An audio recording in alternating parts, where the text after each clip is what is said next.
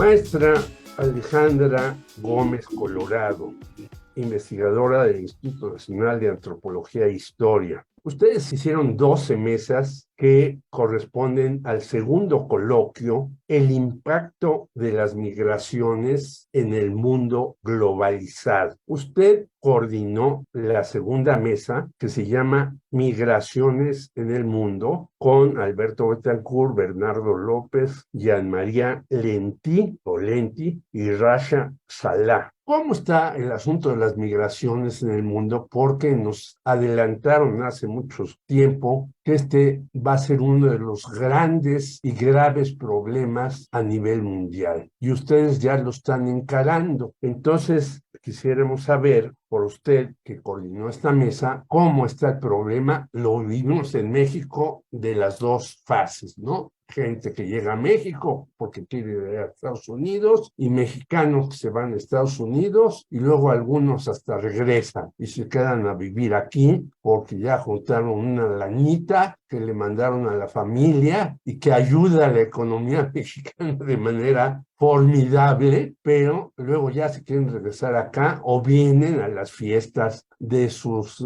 santos en todos los lugares. Yo he estado en varias partes, en Querétaro, en Michoacán, en Sinaloa y demás, y hasta en Chiapas, y entonces la gente regresa con sus camionetones que compran allá en Estados Unidos para festejar a la Virgen del lugar, estar un rato con su familia y se vuelven a ir. ¿Cómo está esto que yo lo digo de manera a lo mejor muy simplona, pero que es muy profundo y muy importante para nuestro país? Maestra Alejandra Gómez Colorado.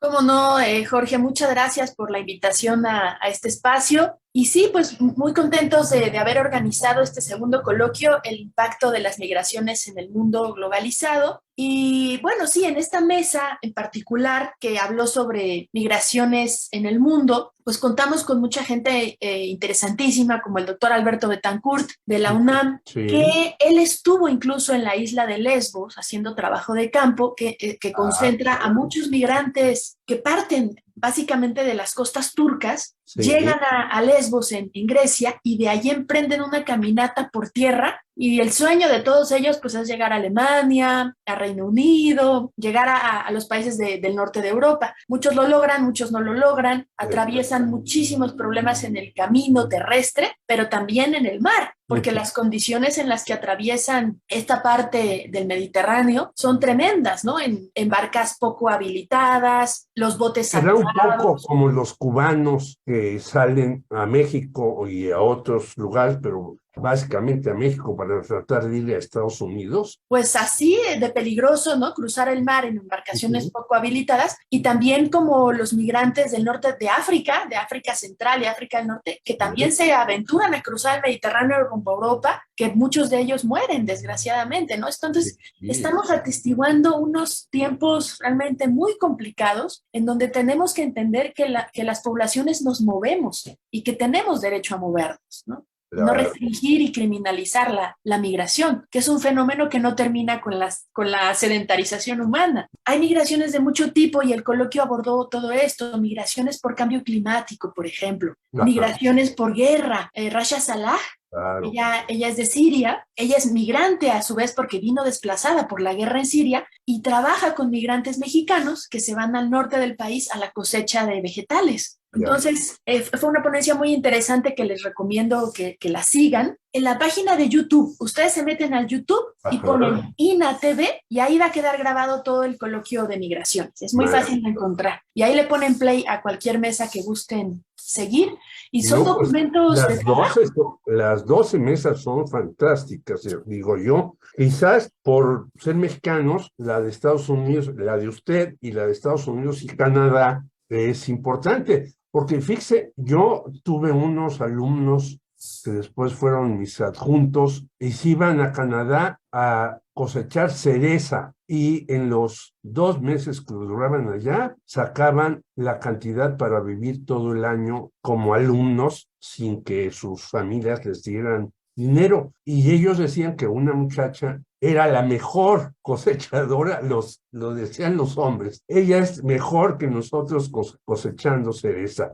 Y en muchas actividades la mujer es mucho mejor que el hombre. Digan usted si vieron ese tipo de cuestiones porque tienen una mesa de género. Una mesa de género, sí, y en particular con el tema de Canadá, la profesora Rosa María Vanegas tiene una amplia investigación de muchos años en donde ella ha acompañado a los trabajadores migrantes del programa México-Canadá y presentó, además de una ponencia, también una exposición fotográfica que también quedó registrada, en donde expone pues también las luces y las sombras de este programa de intercambio México-Canadá, que no siempre es tan beneficioso para los trabajadores como Fíjese, se cree.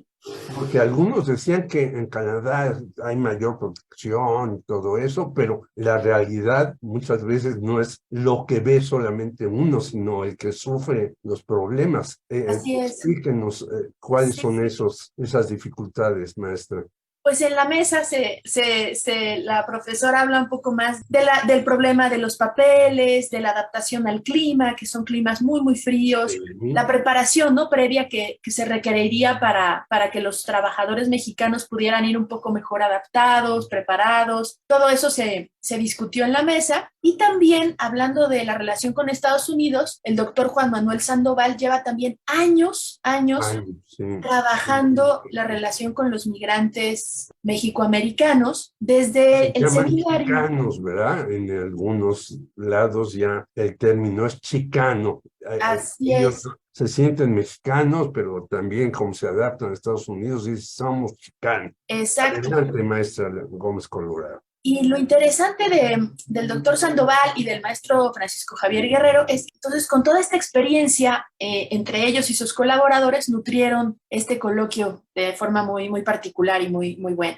Pero usted fue ahí una de las organizadoras, hay varios, entre ellos estos dos compañeros que yo conozco, son amigos míos y que mencionó, pero ¿por qué hay tanto problema para entrar a otro país? Es verdaderamente, a mí me parece hasta tonto porque algunos países están quedando sin mano de obra y llegan pues de diferentes naciones a hacer trabajos que, como dijo este bobo de Fox, que ni los negros quieren hacer, ¿no? No Sí. los afroamericanos. ¿Por qué se da eso, maestra, si deberíamos ser más flexibles en nuestras fronteras?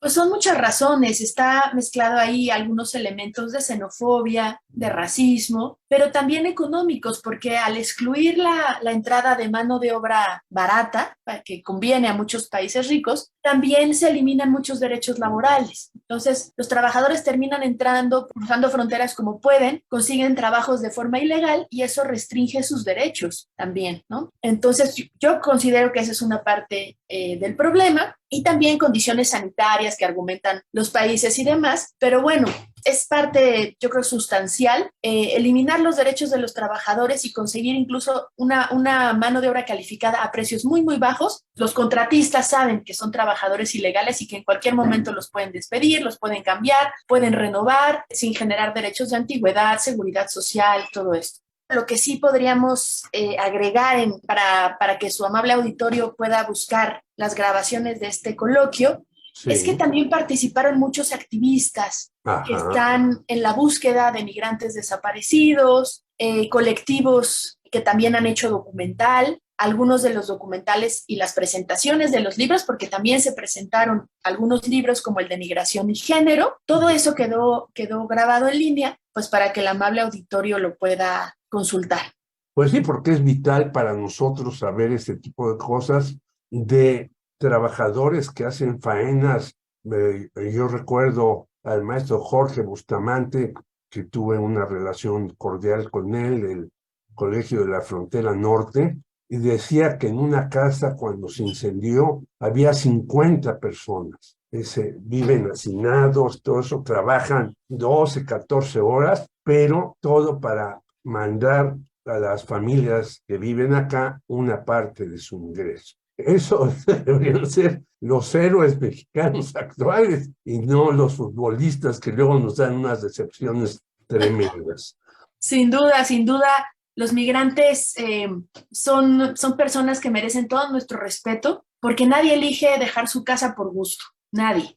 La migración tiene diferentes motivaciones: la pobreza, la enfermedad, el cambio climático, la violencia, como en el caso de los migrantes centroamericanos, y Sí. merece todo nuestro respeto, toda nuestra atención, y que entendamos que este es un fenómeno global que no va a parar, que no va a parar, y que para poderlo controlar necesitamos mejorar las condiciones de vida de los centros de donde emergen estas poblaciones migrantes, y que todos somos además sujetos de estar en una migración, ¿no? Algún temblor, alguna catástrofe natural, nadie tiene asegurada su residencia ni su lugar. Cuando nos quedemos sin agua en la Ciudad de México vamos a tener que emigrar. Ah, ya entró usted a un tema dificilísimo y qué bueno que lo toca, porque en efecto, este es otro de los asuntos, ¿no? El aparente progreso o desarrollo económico, que no lo es, trae implicaciones contra los habitantes de nuestra Ciudad de México, aunque a veces no lo queramos ver. Sí, ¿Cómo trataron ese tipo de problemas en el coloquio, maestra? Si nos puede dar algunos datos. sí, en el coloquio tuvimos una mesa de migración y cambio climático, y ahí empezaron a esbozar estos problemas en donde, pues sí, las poblaciones tuvieron que emigrar por sequías, por desbordamientos de ríos, por situaciones que fueron ajenas a su control, y pues eso merecería atención, y que por supuesto no sufrieran de discriminación, sino todo lo contrario. ¿Usted piensa que esta cuarta transformación que anunció el señor Andrés Manuel López Obrador está haciendo bien las cosas en este asunto de migración? Porque el primer directivo del Instituto de Migración renunció, que era un especialista en el asunto, y ahora pues tenemos datos que llegan muchos venezolanos y que llegan estos y aquellos y que la Guardia Nacional reprime, en fin. ¿Cómo la estamos haciendo según los especialistas que son a los que tenemos que hacer caso porque se dedican a estudiar a fondo y en serio estos problemas, maestra Alejandra Gómez? Pues mire, yo creo que sí hay mucho que trabajar, sobre todo en la frontera sur, en temas migratorios. Tuvimos una mesa en donde se habló justamente de la política migratoria en México, Centroamérica y la frontera sur, que moderó Laín Melgar, investigadora del Museo Nacional de las Culturas del Mundo, y se habló de problemas exactamente como los que menciona usted o Jorge, en donde la Guardia Nacional está reprimiendo, no ayudan tal vez de la mejor manera posible a los grandes flujos migratorios que se viven allá. E incluso se reflexionó también sobre las reconfiguraciones lingüísticas y territoriales que se empiezan a dar en el sureste mexicano, y que debemos entender como un proceso natural, histórico, porque la humanidad es migrante desde sus orígenes, ¿no? Entonces, lejos de alarmarnos de que están llegando los centroamericanos como si fueran una amenaza, ¿no?, para el territorio nacional, muchos de ellos se integran como mano de obra también muy necesaria a diferentes campos de cultivo y diferentes actividades en el sureste mexicano. Y bueno, si me permiten, yo solo quisiera reiterar que este coloquio se organizó como parte de los festejos del 57 aniversario del Museo Nacional de las Culturas del Mundo, un museo ya con mucha tradición. Son 57 años de reiterar y de hablar sobre la diversidad cultural en un marco de respeto a otras voces, a otras cosmovisiones. Y también en este aniversario organizamos muchas exposiciones temporales que, si gustan, podemos compartir también con el auditorio. Por favor, díganos la dirección del museo porque es importante que la gente la tenga muy precisa para que vaya y vea este tipo de trabajos que están haciendo y nos dice qué exposiciones tienen, maestra. El museo está en la calle de Moneda número 13, a un costado del Palacio Nacional, sobre Moneda, y la entrada es totalmente gratuita. Maravilloso. Y durante todo el mes de enero y hasta los primeros días de febrero, tenemos un nacimiento muy interesante. Bueno, que ahorita está todo el debate de los nacimientos en el espacio público. Es un debate interesante, pero nosotros pusimos una exposición de un nacimiento que trabajó un artesano veracruzano, Felipe Nieva. Durante toda su vida se puso a hacer figuras en cerámica con diferentes pasajes bíblicos, no solo el pasaje de la Natividad. Son más de 900 piezas en cerámica, divididas por pasajes bíblicos. Y también tenemos una exposición muy interesante de artes marciales que hicimos con Japan House Sao Paulo y con la Embajada de Japón. ¿Ya? Se llama En Camino a la Virtud. Y todo el mes de enero vamos a tener demostraciones de maestros de estas artes marciales que se pueden observar dentro de la misma exposición, se hacen las demostraciones. Y bueno, tenemos otras exposiciones también interesantes. Tenemos una exposición que se llama Miradas Originarias sobre pensadoras canadienses de pueblos originarios de Canadá y pensadoras activistas, defensoras de territorio mexicanas. Es una exposición de gráfica, pintura, y también vamos a cerrar estos festejos de aniversario con una gran exposición, una exposición muy interesante sobre Boris Luri. Boris Luri fue un artista ruso Sí. que vivió el Holocausto ruso-judío y terminó en Nueva York en los años 50 y desarrolló todo un movimiento artístico que se conoció como el No Art. Fue el precursor del No Art, que era antagonista y crítico del Pop Art de Andy Warhol. Pues tenemos un repertorio riquísimo que debería ver nuestro auditorio.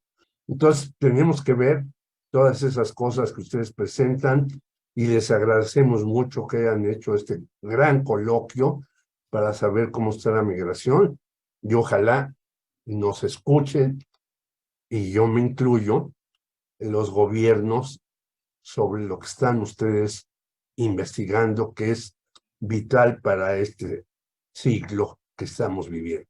¿Algo más que quiera agregar, maestra Alejandra Gómez Colorado? Agradecerles y reiterar que el coloquio de migraciones en el mundo global está alojado en el canal de YouTube de INAH TV. INAH es INAH, Instituto Nacional de Antropología e Historia TV, y ahí se meten, buscan el nombre del coloquio y todas las mesas están grabadas. Migraciones en el mundo globalizado. Muchísimas gracias por darnos este tiempo que esperamos sea muy provechoso para nuestros radioescuchas. Un abrazo y feliz año. Que la pase muy bien. Muchas gracias.